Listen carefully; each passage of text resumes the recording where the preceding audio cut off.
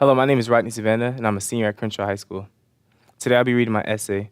I'd like to start off by thanking Zocalo Public Square and the Southern California Gas Company for giving me the opportunity. I know they had many candidates, so I'm honored to have been chosen. It was a typical Wednesday afternoon. My mom had just picked me up from Crenshaw High School and took me home. When we got to our apartment, we saw a note on the door. My mom got to it first, and with a look of disbelief, began to break down and cry. Confused, I took the note away from her shaking hands and read the word that made my heart drop: eviction.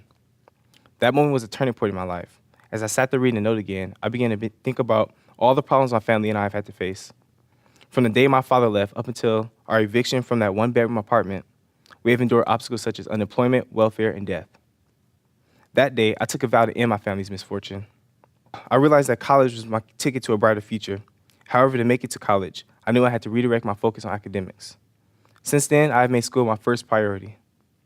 My teachers have recognized my drive and have nominated me for the National Youth Leadership Forum of Medicine and the White Coats Honor Society. Although I have responsibilities at home, such as taking care of my younger sisters, I still find time to stay involved in school activities, and I've even had the chance to volunteer for organizations such as the Alliance for Children's Rights and the Urban League. I even interned at the Children's Hospital Los Angeles, which gave me the passion to become a doctor. It is the experiences of overcoming my obstacles and putting myself in a position to go to college, which has provided me with the strength and leadership I need for the future. I plan to use the confidence I gained from my experience and spread it to my community. My neighborhood in South Los Angeles, whose beauty is masked by the desolation of poverty, goes widely unnoticed. There are young men who are full of potential, but their lack of support forces them into a life of crime. There are innocent children who, just like me, live in a single-parent home because their fathers abandoned them. There are mothers whose beautiful faces have aged because of the stress of working relentlessly to support their children. My community, once a thriving area, has become a stereotypical African-American neighborhood full of drugs and rising crime rates. It is up to us to restore it back to its past glory. The reconstruction of our community begins with the kids. The children that live around me are potential doctors, lawyers, and entrepreneurs.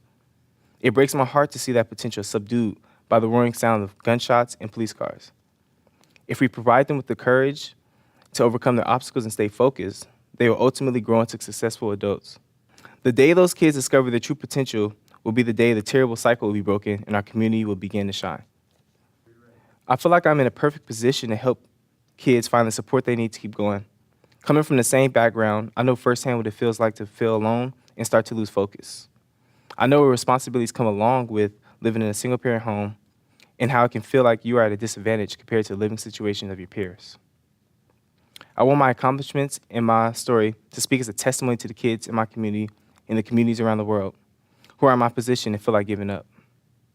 The children are our future, so by reaching out to them and making sure each of them are on the right track, we can change the world one kid at a time. I hope to one day start my own scholarship foundation. When it comes down to it, my community's progress begins with me. My actions can trigger the rebirth of my neighborhood. That is why my mind is set on college. I know it is a key to a brighter tomorrow. It is my chance to remove every tear that has stained my mother's cheeks and make her proud.